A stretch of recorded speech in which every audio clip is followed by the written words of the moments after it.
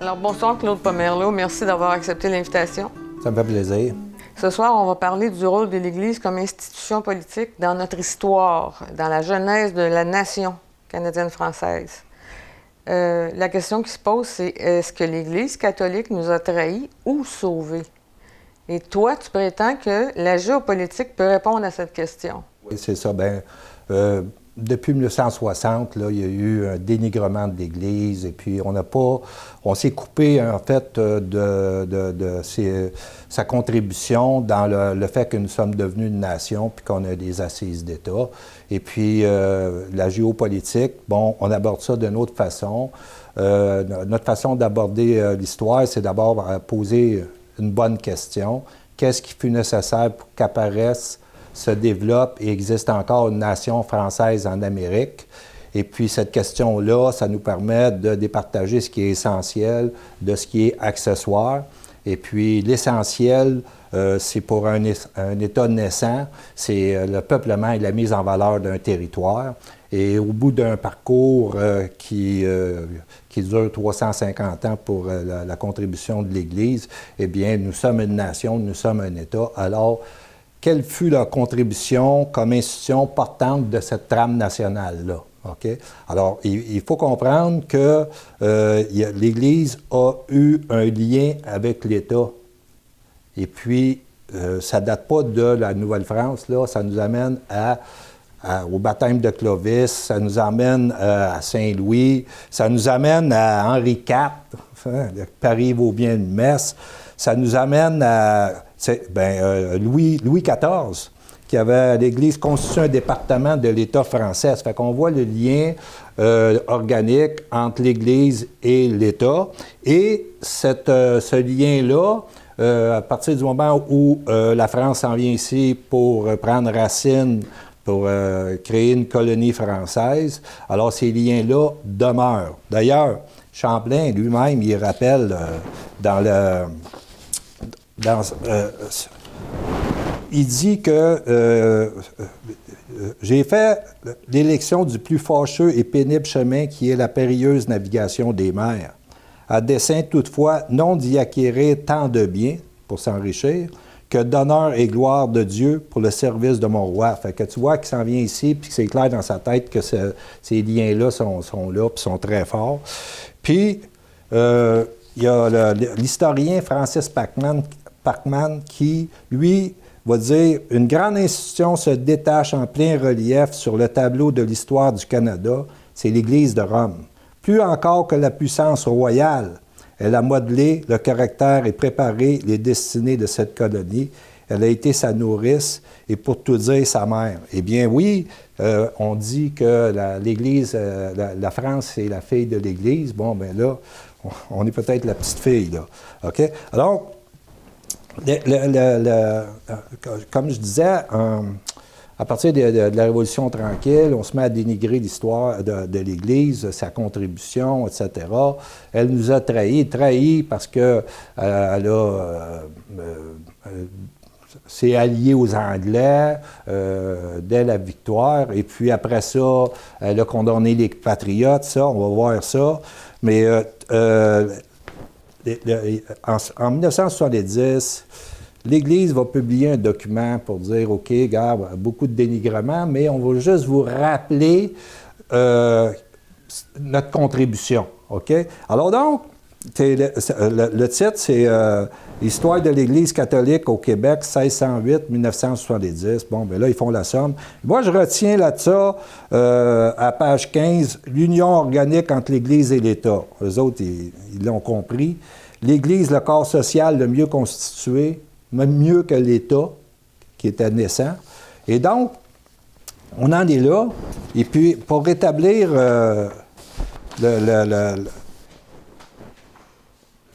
la situation, disons, pour revoir le rôle de l'Église, bon, on va voir que dès le début de la colonie, ils sont là en force, là. Alors, quel rôle ils ont joué? Dans les missions premières de l'État naissant, là, c'est peupler, mettre en valeur le territoire. Alors, eux autres, ils viennent ici pour développer, enraciner une colonie. OK? On est dans le peuplement et dans l'élevage. Et les institutions. Là, il y a un paquet de figures là, qu'on peut dire... Les récollets arrivent avec Champlain, OK? Puis arrivent avec de l'argent, OK? Les Jésuites, les Sulpiciens, etc. Et puis, il y a une galerie de portraits des gens qui ont joué un rôle. Puis là-dedans, beaucoup de femmes qui ont été, tu sais, je veux dire, des entrepreneuses. Là. On imagine mal ça parce qu'ils étaient dans des congrégations religieuses, mais quand même, ils remplissent cette mission-là.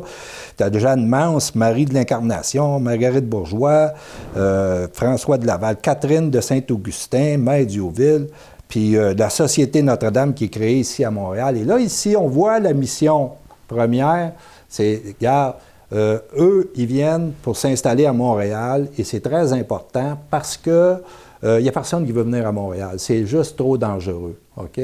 Et puis, à cause des menaces d'incursion iroquoise, mais c'est un lieu de passage du commerce des fourrures et le commerce des fourrures, c'est le nerf de la guerre pour nourrir la colonie, OK?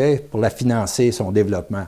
Alors donc, il s'installe ici, puis éventuellement, il y a la fameuse bataille du Lonceau. Et là, ils vont jouer un rôle encore. C'est que Pierre Boucher s'en va en France, il demande au roi d'envoyer des renforts, puis ils ont un problème, justement, de peuplement, OK? La démographie, OK? Puis il faut qu'il règle ce problème-là, sinon il faut qu'il ferme la colonie. Il y a plus d'hommes qu'il y a de femmes. Il manque de femmes. C'est ça, exactement ça. Et là, ils vont jouer un rôle crucial parce que le roi va prendre ça en charge, puis il va envoyer les filles du roi. Mais les filles du roi, c'est qui prépare tout ça? Au départ, c'est les institutions religieuses. À la réception ici, c'est les institutions religieuses. Donc, ils jouent le rôle de l'État dans la mission première. Donc, on voit que...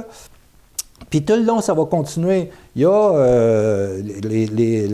à chaque endroit, il s'installe, il y a une église, tu comprends? Puis l'église devient un centre de vie. C'est ça qui porte l'ancrage du développement sur le territoire. Et puis, qui joue un rôle d'appoint avec le régime seigneurial à ce moment-là, mais qui va jouer un rôle plus important plus tard, on va le voir dans l'autre chapitre.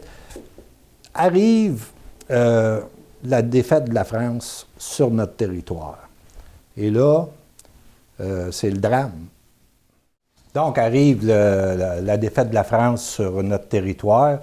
Et puis ça, c'est une quasi-fatalité pour l'Église parce qu'il y avait le lien entre le trône et l'autel.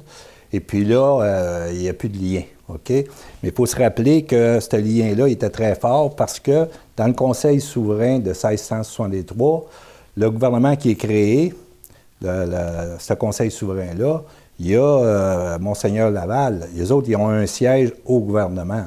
Alors là, ils n'en ont plus. Et puis, les Anglais... eux autres, de 1660 à aller jusqu'à 1774, ils ont aboli tous leurs privilèges puis leurs droits. Et puis, ils ont aboli aussi le régime seigneurial. Alors, le régime seigneurial, il y avait un quart des seigneuries qui étaient réservées à l'Église. Alors, j'aimerais juste faire une parenthèse sur le régime seigneurial parce que ça participe aussi au peuplement et la mise en valeur du territoire parce que c'est un système de tenure. Le régime seigneurial, c'était présenté, en tout cas dans notre histoire, comme un système féodal. Alors, il y a Marcel Trudel, l'historien, qui est un fédéraliste, lui qui a fait l'étude du régime, puis il dit non, il dit c'est un système, en fait, qui était un copier-coller de ce qui était en France, mais complètement différent à cause de la distance. Et ici, c'était au mérite, parce qu'il n'y avait pas beaucoup de population. Ceux qui avaient une seigneurie devaient la peupler, la mettre en valeur. Sinon, ils se faisaient enlever de là, ils n'étaient plus seigneurs du jour au lendemain, puis c'était un autre qui remplaçait. Ça, c'est une chose. Mais il dit une chose aussi très importante, c'est que le système, ce régime-là, le système seigneurial, c'est ce qui a permis aux aux Français de garder leur cohésion nationale. Pourquoi? Parce que c'était comme une triple barrière, tu vois? C'était le seigneur français, une tenue française, la langue française, puis la religion catholique. Alors que c'était tout... C'est ça, c'était 3 barrières pour empêcher les Anglais de venir prendre ces portions de territoire-là. Alors donc, ce qui est arrivé en 1760, c'est que les Anglais veulent en finir avec tout ça, sauf que la contribution de l'Église au peuplement et la mise en valeur du territoire a fait monter la population. Et là, la démographie a une masse critique française, et c'est là-dessus que vont se buter les Anglais. Et là, Guy Carleton, il a bien compris qu'il était dans un contexte où il y avait, ça bouillait au sud, puis qu'il allait avoir, on s'en allait vers la guerre d'indépendance, et il ne voulait pas que les Canadiens français, les Français, en réalité les habitants, rejoignent cette révolution-là. Et donc, il est parti à Londres, il a passé 4 ans pour convaincre l'État anglais de dire, gars, il faut rétablir les habitants dans leurs droits concernant la religion en partie et rétablir le régime seigneurial. C'est ça. Alors donc, à partir de là, aller jusqu'à, je dirais, 1783, traité de Versailles, là, les habitants ici, l'Église comprend qu'il n'y a plus d'espoir que la France arrive dans le Saint-Laurent avec un pavillon, puis que là, ça se renverse, puis que, bon... Et puis, plus grave encore, 1791. Là, 1791, c'est l'acte constitutionnel. Et puis, dans l'acte constitutionnel, là, on divise, parce que là, les royalistes américains se sont réfugiés vers le Canada, et il y en a beaucoup, entre autres dans les cantons de l'Est, on va le voir plus tard. Et puis là, donc, apparaît une espèce de système qui a l'apparence d'une démocratie, une chambre d'assemblée, tout ça. Et là, il y a une petite bourgeoisie canadienne-française à ce moment-là qui va devenir comme les représentants politiques de la nation. Okay? Alors, leur projet, éventuellement, c'est une république. Et cette république-là, cette élite politique-là se braque en réalité contre l'Église, qui était l'institution portante après la défaite de la France, très clairement. Et puis là, leur proposition, on l'a ici, la proposition des Patriotes, c'est la déclaration d'indépendance de Nelson de février 1838. Puis là, ce qu'il dit là-dedans, c'est qu'ils entreprennent, à l'article 17, de saisir tous les biens de l'Église, créer l'enseignement public, et à l'article 18, qu'on se servira des langues françaises et anglaises dans toute matière publique. Donc, le Québec, ce serait devenu un État bilingue à ce moment-là. Puis si on regarde le drapeau, qui est un symbole très fort, le drapeau des Patriotes, là, sans le bonhomme, là,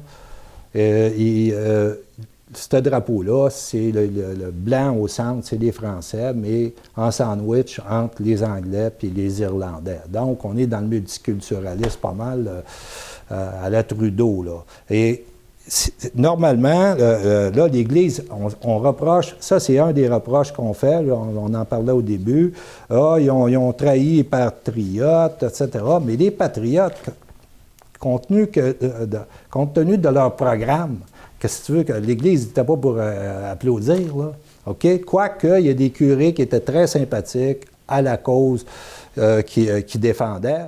Donc, la position, finalement, regarde, elle peut être résumée simplement dans une note ici. C'est la position de l'Église. Ils voyaient dans les patriotes qui étaient aveuglés par un patriotisme mal entendu, funeste doctrine matérialiste contre la langue et la foi. Ah, c'est ça.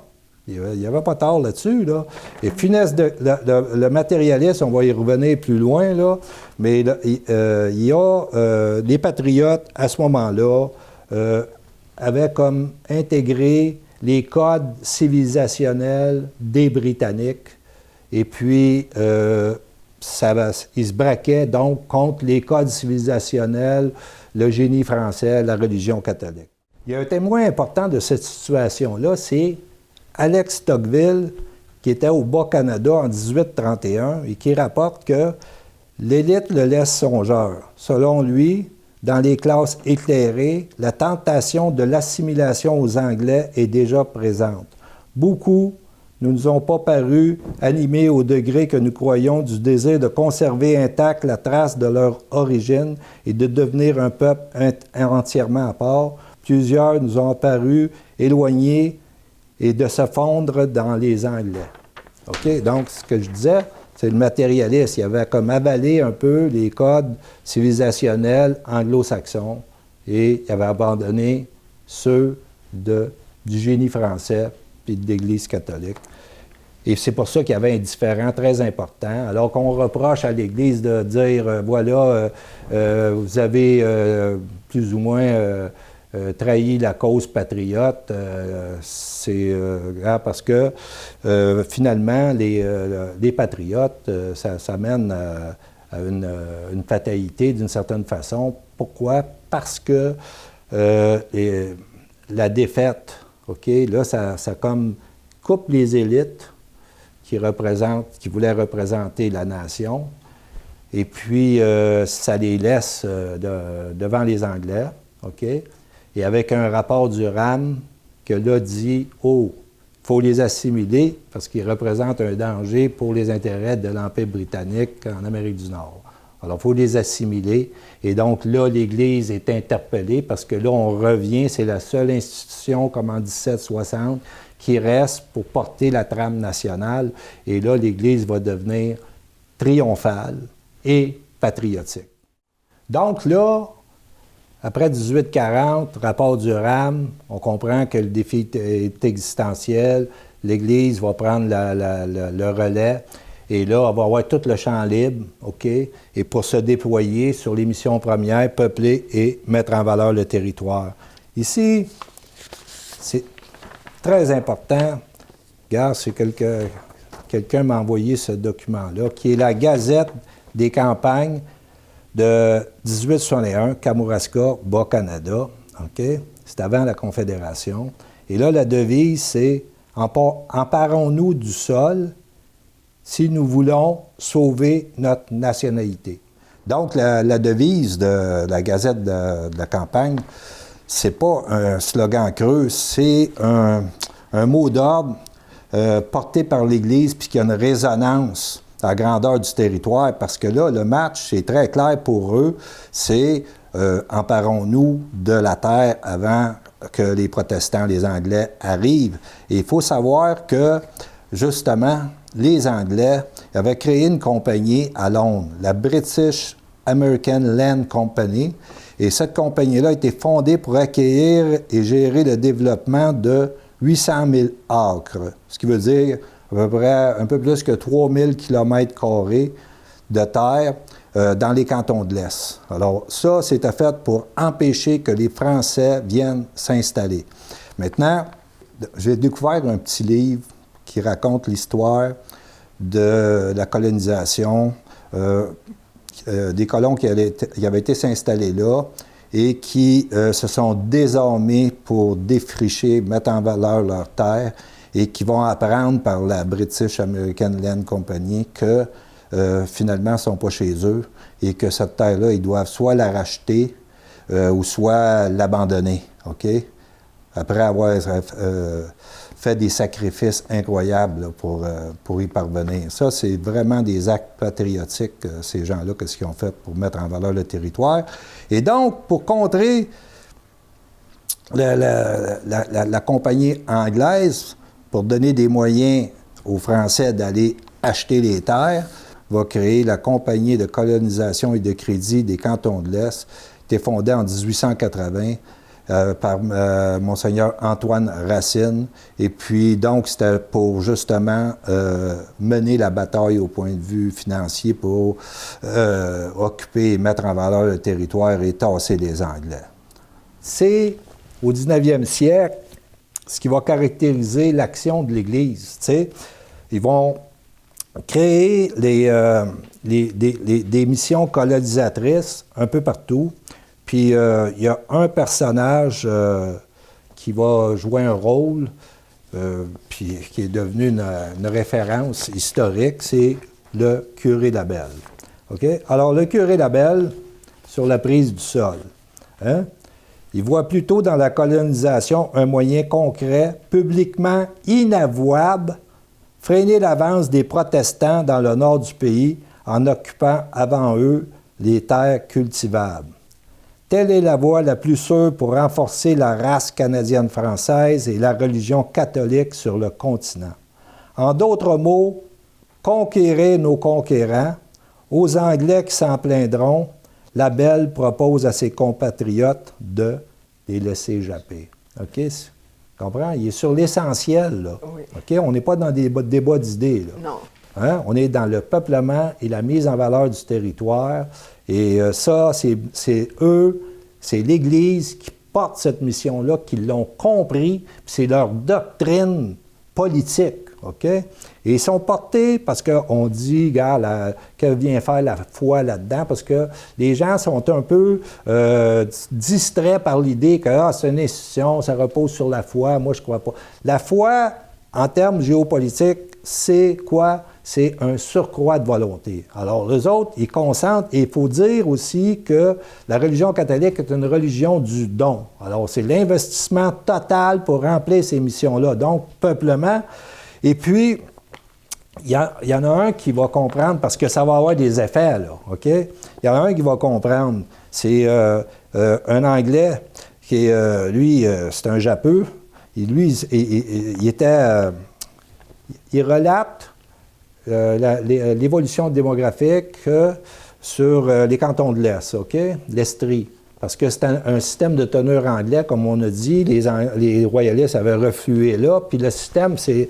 Au Québec, c'était le système qui était de tenure anglaise. Alors, comment... C'est un livre qui s'appelle « The Tragedy of Québec ». « The Tragedy of Québec » de Robert Sellard, qui est publié en 1907. Et là, lui, on peut le trouver, c'est gratis en ligne. Hein? Si vous faites ça, là, vous allez le trouver. Lui, il dit que les cantons de l'Est, en 1877, il y avait... Les protestants étaient au nombre de 56 000. Les catholiques, 25 000. Donc, 2 fois plus d'anglais que de français. En 1911, les protestants étaient devenus 57 000, donc ils étaient restés pratiquement au même nombre. Puis les catholiques étaient à 174 000. Eux autres, ils étaient multipliés par comme 6-7. OK? Et là, ils ont tassé. Puis il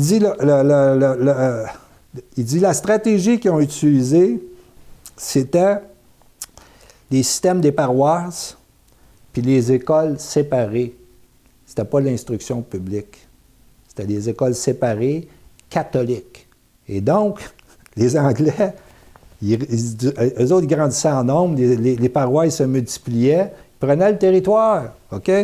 Puis il conclut, il conclut, bien le rapport.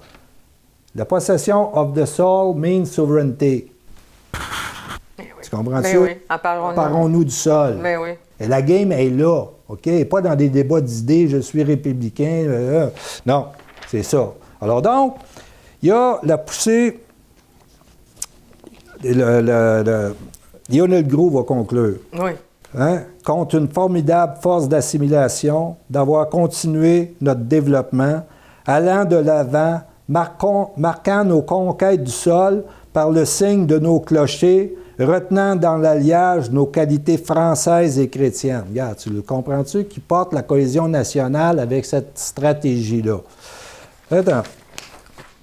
Comprendre que, normalement, il y a eu une lutte qui s'est jouée parce que le régime seigneurial qui était reconnu, ça déterminait un territoire qui était déjà occupé.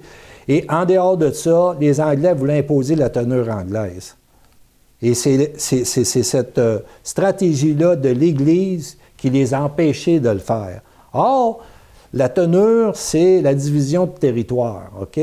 Selon une civilisation française ou anglaise. C'est important parce que la terre chez les Grecs anciens, la terre est la main du droit. Oui, c'est ça. Okay? C'est très important. OK? Donc, côté peuplement, OK, la démographie, l'évolution démographique avec la revanche des berceaux, c'est la démographie passe de 1844, on est à 700 000, puis en 1901, on est 1 600 000. Et le pourcentage, on est passé de 75 de francophones à 80 de francophones. Donc, si on regarde, là, on est dans exactement le processus contraire.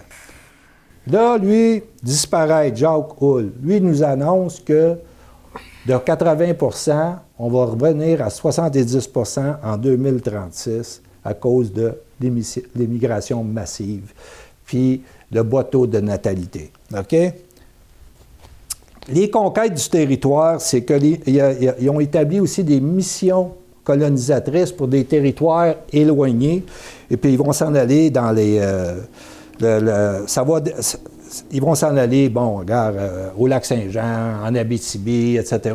Et ça, ces poussées-là d'occupation de territoire, ça va mener à ce qu'il y a des changements dans le territoire du Québec. En 1898, la loi concernant la délimitation des frontières du nord-ouest, nord et du nord-est de la province de Québec. Et en 1912, l'effet d'étendre les frontières de la province de Québec jusqu'à Longueuil, le Nouveau-Québec, en haut, jusqu'en haut. Donc, c'est les 2/3 du Québec qui est acquis là, dû à cette poussée-là, parce que le territoire, si tu l'occupes, tu as un bon argument pour dire qu'il t'appartient. Tu comprends? Exactement. C'est ça.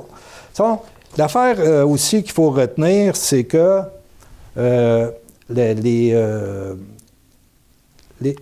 c'est le modèle québécois. OK? Le modèle québécois. Il faut revenir au modèle québécois. T'sais. En grande partie sur la division du territoire à partir de la teneur française, le régime seigneurial. OK? C'est un collectif, on l'a vu. Et puis, tout le monde est égal là-dedans en droit. Les gens, ils ne comprennent pas ça, mais c'est un système de justice naturelle là, qui était très efficace parce que tu étais à 2 paliers de parler au grand boss tout le temps. Et puis, le seigneur, il y avait des obligations.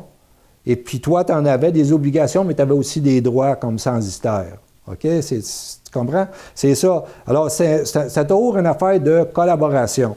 Il y avait une idée du collectif. OK? Ça vient de l'esprit français, le génie français. Alors que du côté anglais, c'est les droits individuels et puis ça mène à autre chose que le modèle québécois, on comprend. Fait que le modèle québécois, il vient de la doctrine sociale de l'Église. La doctrine sociale de l'Église, c'était quoi? C'est qu'à la fin du 19e siècle, il y avait le capitalisme sauvage qui montrait son visage. Et il y avait le communisme pour s'y opposer qui apparaissait. Et là, l'Église, ça, c'est ce qu'on appelle le matérialisme des patriotes que je te disais tantôt. Et puis, l'Église était contre ce matérialisme-là. OK? Et puis, donc, pour eux autres, il fallait investir le champ social, concrètement, pour créer des coops pour éviter le capitalisme et le communisme. Les syndicats qui vont devenir, c'est des syndicats catholiques au départ. La CSN, c'est un syndicat catholique et qui, aujourd'hui, est devenu autre chose. Mais tout ça, OK? Puis, il faut comprendre aussi que les missions que l'Église remplissait, c'était sur l'éducation et la santé. Et aujourd'hui, c'est les 2 postes les plus importants. Et puis tout ça, ça peut être maintenu parce qu'eux autres, ils étaient, comme on disait, dans la religion du don. Ça fait qu'ils ne travaillaient pas à salaire. Puis c'était les institutions qui se finançaient elles-mêmes avec des petites dîmes, etc. Puis ce qui a fait le développement. Maintenant, une affaire très importante, c'est que éventuellement, dans la stratégie de peuplement et de mise en valeur de l'Église, arrive une évolution dans la doctrine des institutions de l'Église, le trône et l'autel, OK? Le trône et l'autel. Puis, c'est Lionel Groulx. Lionel Groulx qui est dans une lutte contre la couronne britannique, c'est très clair, et puis qui dit, bon, on doit faire apparaître nos propres héros pour remplacer la fête de la reine Victoria, mais il a aussi travaillé dans les années 30 sur l'ensemble des moyens à prendre pour faire apparaître l'État du Québec. OK?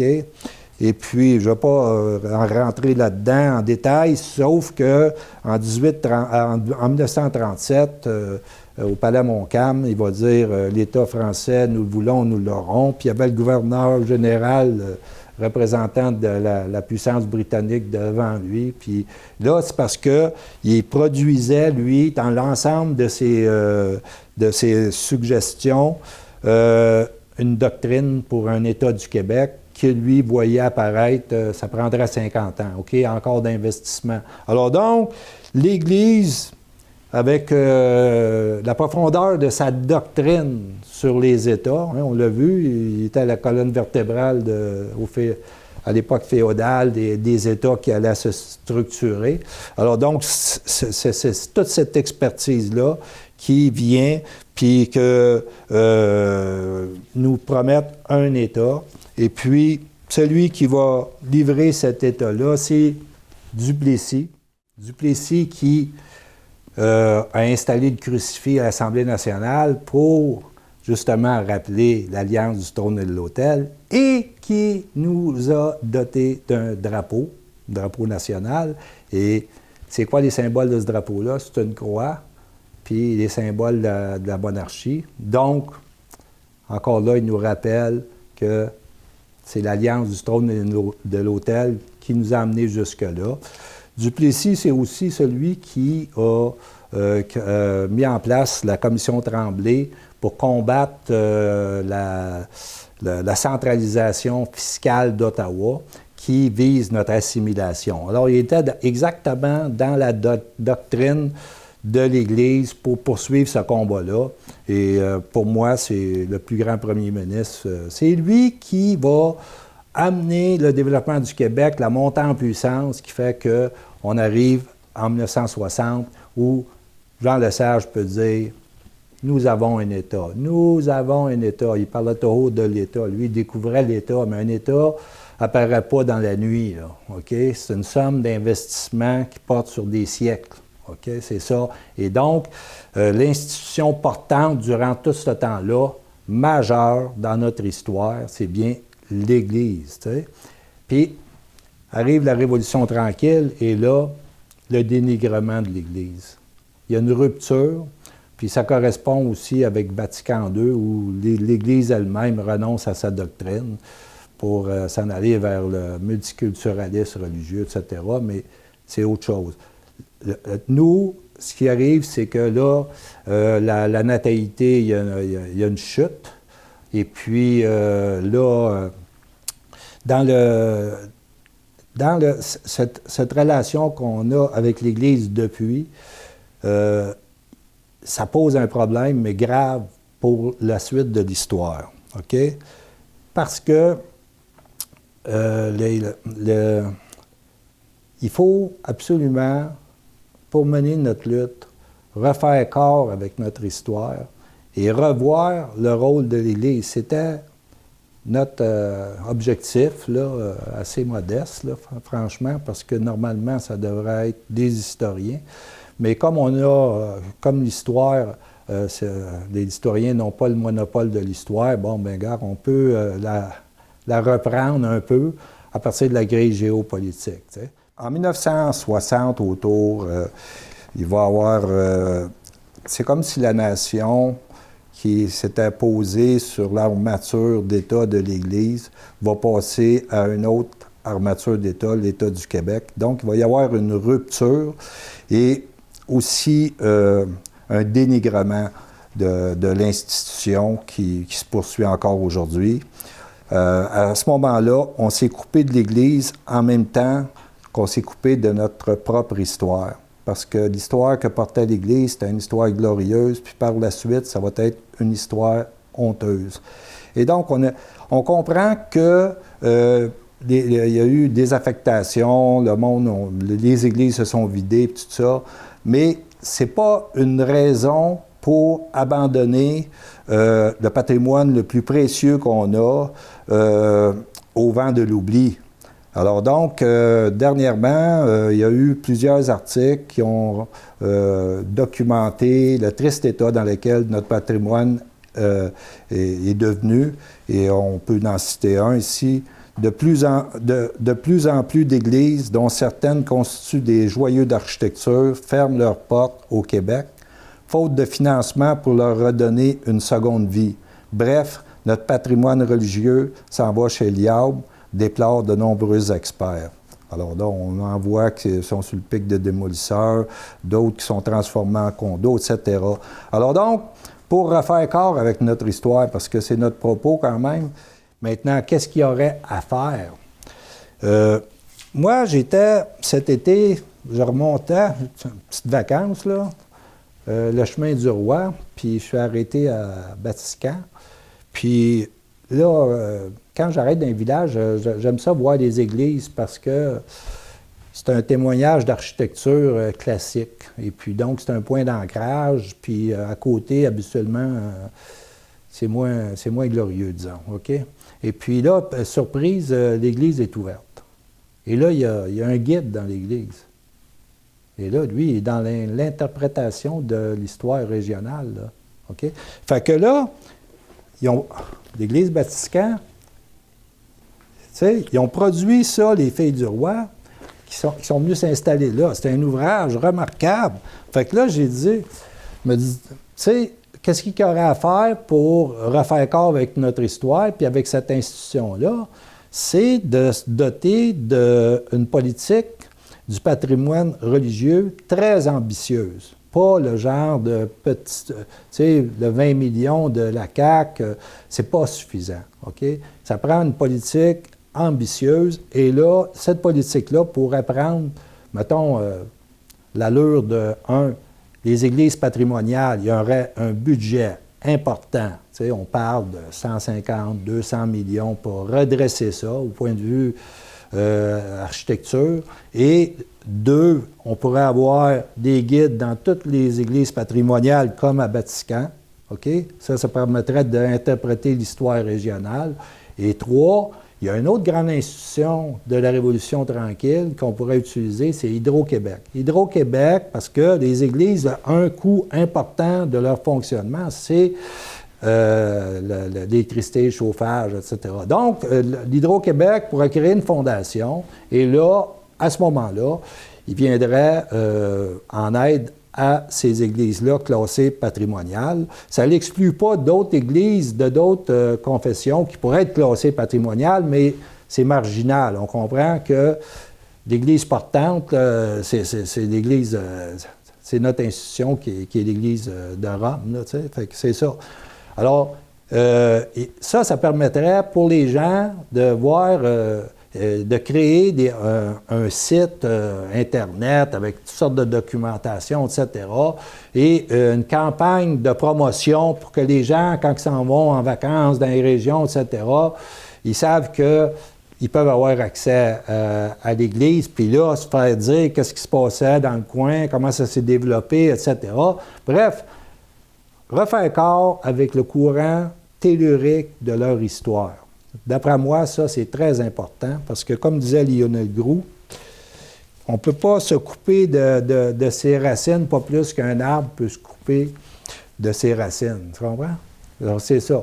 Alors, ça pourrait permettre d'amener des éléments dans une stratégie d'État qui mène au redressement national. Et que la narration de notre histoire repasse de honteuse à glorieuse. Oui, c'est exactement ça, parce que c'est ça qui est notre malheur, tu sais. Comment se projeter avec puissance dans l'avenir alors que la lecture de notre histoire, c'est un paquet de ressentiments, c'est du dénigrement. C'est impossible, là, OK? Alors donc, là, ça, c'est un élément très important de refaire corps avec notre histoire et la partie glorieuse de cette histoire-là, parce que ce fut glorieux, parce qu'on avait une puissance qui était planétaire, puis qui voulait notre assimilation, puis qu'on a réussi jusqu'à maintenant à persister dans notre être, comme dit Lionel Groulx, et grâce à une institution majeure dans notre histoire, l'Église de Rome. Voilà. Alors donc, concernant Hydro-Québec, il faut savoir qu'il y a un lien entre l'Église, la doctrine sociale de l'Église et Hydro-Québec. Alors donc, c'est un article du Devoir qui nous le rappelle, ça s'appelle, le titre, c'est « La genèse d'un monopole étatique ». Et là, on peut lire que celui qui avait amené la proposition de la nationalisation de l'hydroélectricité, c'est le docteur Hamel. Le docteur Hamel qui dénonçait les trusts qui exploitaient le peuple, puis lui qui voulait la libération économique du Québec. Et donc, le moyen de le faire, c'était entre autres de prendre le trust le plus important puis le tasser de l'électricité. Et c'est ça qu'il a fait. Lui, il était inspiré de la pensée de Henri Bourassa, de Lionel Groulx. Et puis, il était ici, ça c'est dans l'article du Devoir, là, je vais vous le dire exactement parce que c'est important. Il était très catholique, il appuie ses convictions sur une encyclique du pape et qui est en lien direct avec la doctrine sociale de l'Église, qui dénonce au nom de l'ordre chrétien l'ordre économique du monde, c'est-à-dire le capitalisme sauvage et le communisme de l'autre côté. Alors donc, la doctrine sociale de l'Église, c'est ce qui amène la stratégie d'État d'envergure de la nationalisation de l'hydroélectricité. Et puis, en 1944, ils vont créer Godbout, du Parti libéral, à ce moment-là, en 1944, au moment de quitter le pouvoir, il va créer sur papier la compagnie Hydro-Québec. Et puis, de 1944 à 1960, ça va être l'Union nationale de Maurice Duplessis qui va bâtir Hydro-Québec. Et puis, en 1960, Hydro-Québec vaut 1 milliard. Hydro-Québec est rentré dans les lignes majeures et c'est la fierté de tous les Québécois. Et ça nous ramène le lien entre l'Église et l'Hydro-Québec. Cette doctrine de libération économique nous vient de la doctrine sociale de l'Église. Il faut le savoir. Et c'est les clés du modèle québécois. On peut aussi dire que là, on vient de célébrer le 50e anniversaire de l'inauguration du barrage Maurice Johnson, Manic 5. OK? Et donc, Manic 5, c'est Maurice Duplessis aussi, là. OK? Alors donc, on voit qu'il s'est bâti une puissance avec l'Hydro-Québec et que c'était le code, la clé pour comprendre tout ça, c'était à l'origine la doctrine sociale de l'Église qui a donné l'audace au docteur Hamel de sortir puis s'opposer au grand capital. Donc lier Hydro-Québec au projet de redresser le patrimoine religieux avec une politique ambitieuse, ça serait l'occasion de refaire le lien pour que le monde voit, OK, le lien qu'il y avait avec la doctrine sociale de l'Église et la naissance de l'Hydro-Québec et où c'est rendu. Donc, on arrive à la conclusion. Et puis la conclusion, c'est qu'au départ, on avait à répondre à une question. L'Église nous a-t-elle trahis ou sauvés? Et puis on avait la méthode géopolitique pour répondre à cette question-là. Et on avait une question pour fonder notre démarche, pour aborder l'histoire. Et puis c'était qu'est-ce qui fut nécessaire pour qu'apparaisse, se développe, existe encore une nation française en Amérique. Donc, je pense qu'on a fait la démonstration que l'Église, pendant une longue période de temps, a joué un rôle majeur dans le peuplement et mise à valeur du territoire qui mène à une nation et à un État. Et puis donc, ce que j'aimerais conclure, c'est que on parle du temps long de l'histoire. Et puis, l'Église, c'était le point d'ancrage du conservatisme dans notre histoire. Et puis, à partir de ce point d'ancrage-là, à partir c'est un constat, et on ne peut pas passer à côté, c'est que on a réussi, dans ce conservatisme-là, à relever le défi contre la volonté d'assimilation d'une puissance qui était planétaire, la couronne britannique, et isolée sur le continent nord-américain, anglo-saxon. Et donc, on a réussi à relever le défi de ne pas être assimilé. Et puis, plus on a bâti, surtout à partir du 19e siècle, là, on a réussi à poser les conditions de la montée en puissance de l'État du Québec qui nous amène à 1960. Et là, avec une population jeune, un État sans dette, etc., des élites qui étaient formées au classique, on a la capacité de pousser plus loin. Et ce qui s'est passé, c'est que la nation historique qui reposait sur l'armature de l'État qui était l'Église va se transférer sur l'État séculier du Québec. Et puis, pendant un certain temps, Jean Lesage, etc., même Daniel Johnson père, eux autres, c'était l'État du Québec. On était au début des 60. L'État était là, l'État que Lionel Groulx nous avait promis. Finalement, il était là. Mais le problème qui se pose, c'est que là, on rentre dans le libéralisme et on perd de vue un paquet de choses et on va adopter petit à petit les codes de la civilisation anglo-saxonne. Et puis, ce qui va arriver, c'est qu'avec la proposition souverainiste, on va quitter de vue complètement l'État du Québec. Et puis là, on va partir en quête d'un pays fantasmé. Okay? Et là, la question qui était au centre de la démarche au temps du conservatisme, c'était le défi existentiel.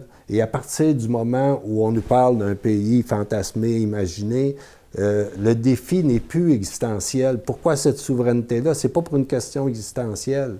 Alors, et puis, depuis 50 ans, on est dans les illusions, on est dans un déclin démographique, et puis on est face à, faut dire, on s'est inscrit dans une longue marche vers le cimetière des nations. C'est Jacques Coul, l'auteur du livre « Disparaître », la petite plaquette que je vous invite à lire, qui nous dit, regarde, en 2036, on va être 70 % de langue maternelle française au Québec. Alors donc, c'est grave, et puis on est encore dans l'illusion. Et donc, pour sortir du piège dans lequel l'histoire nous a enfermés en 1760, il faut revenir, refaire corps avec l'histoire et revoir la période du conservatisme dont on nous dit que c'était de l'immobilisme pour voir que là, il y a les clés pour sortir du piège. Et puis, par la force des choses, l'illusion de la proposition souverainiste a été écartée par la population le 1er octobre. Et puis là, on a un parti nationaliste, OK, qui est plus pragmatique et puis qui a quelques éléments, en tout cas, qu'on pourrait dire, qui comprennent ce qu'est le conservatisme.